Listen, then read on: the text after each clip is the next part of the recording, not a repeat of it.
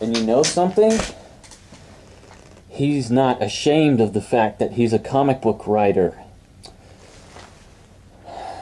Now, I'm sure most of you are probably scratching your head, wondering why I haven't talked about Marvel yet. Dennis O'Neil isn't the only comic book writer that I admire a whole lot.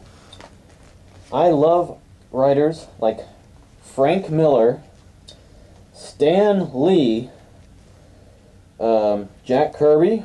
Can't go without mentioning Jack Kirby. I like Jeff Johns. I like him a lot. He's a pretty cool guy. He's pretty down to earth, and his work is pretty good.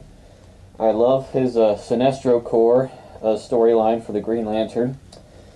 And then there's Chris Claremont. Oh boy, wow. Chris Claremont. His run on X-Men was unbelievable. I love Chris Claremont's work on X-Men, man. I cannot stress that enough. Chris Claremont, I mean, I grew up mostly on the 90s X-Men cartoon, which more than half of the episodes that cartoon was based on were based on like stories and characters that were all created by Chris Claremont. I mean, God. There are so many great writers out there, but me as a fellow writer myself, if I ever become like a famous or rich writer for comic books or novels or any other medium, I promise you I will never show any blatant disrespect for any of my earlier works, even if they do suck. I think that, what's his name? I think H.G. Wells, the famous science fiction author, he admitted that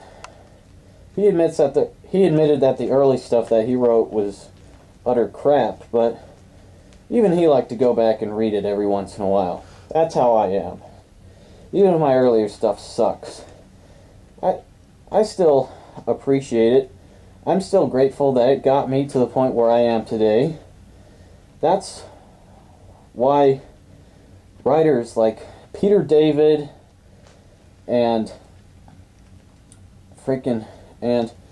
Bob Layton and Alan Moore, as well as Darwin Cook, they all need to get their heads out of their asses.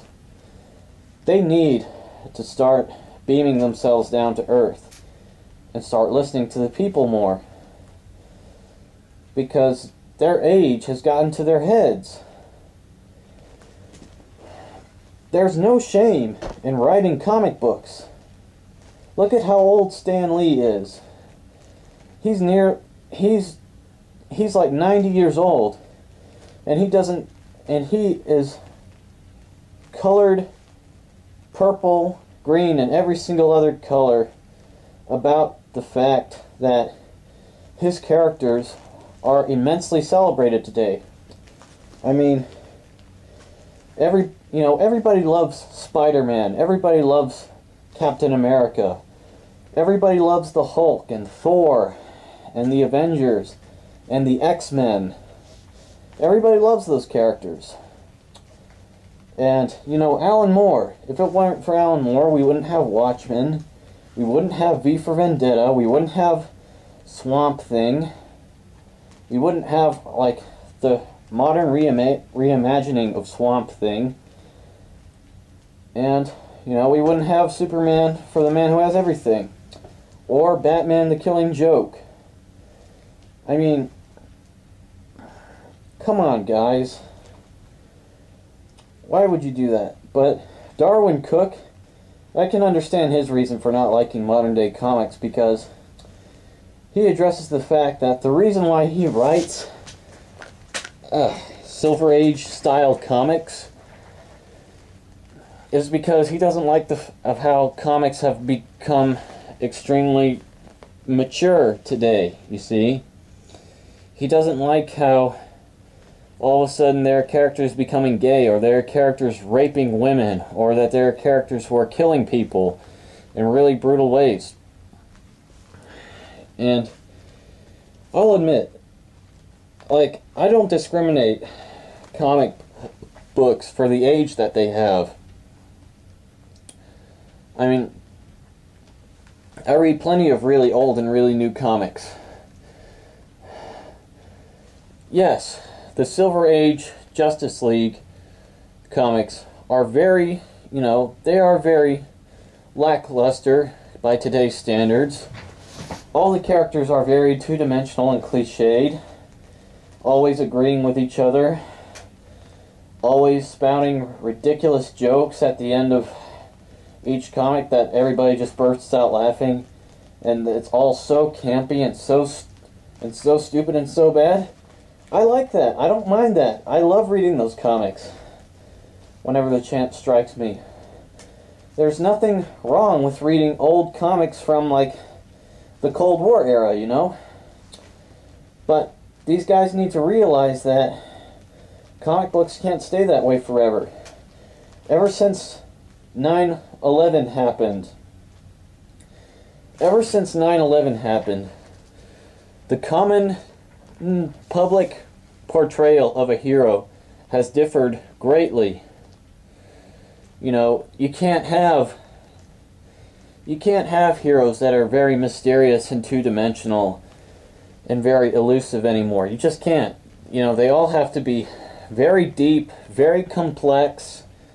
They all have to be very, they have to be very conflicted with each other about all the things that they want or their goals and motivations. Modern entertainment audiences, modern moviegoers expect that from movie characters, and modern comic book readers expect that from comic book characters. I'm sorry, guys, but this is not the same world as it was 50 years ago. Now,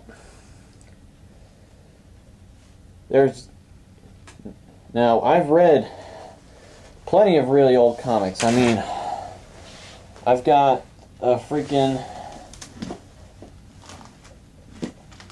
this Green Lantern DC archive collection.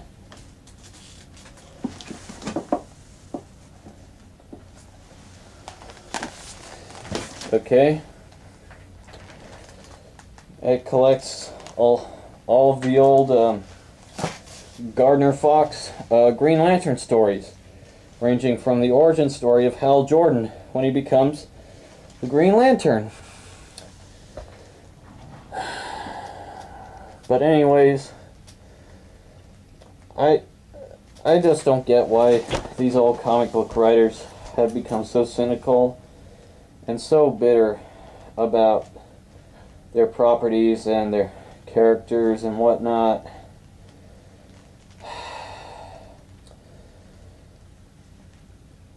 As far as the comic book industry goes, I don't really mind it. I mean, this heroic age that Marvel has going on now, I think it has potential. They have a lot of recovering to do after the dreadful Civil War storyline, but still, I think it has potential. And DC, I hope they keep coming out with those animated movies of theirs and whatnot. Well, we're not talking about animated movies, we're talking about comic books, but as far as DC goes, this whole Infinite Crisis, Final Crisis stuff,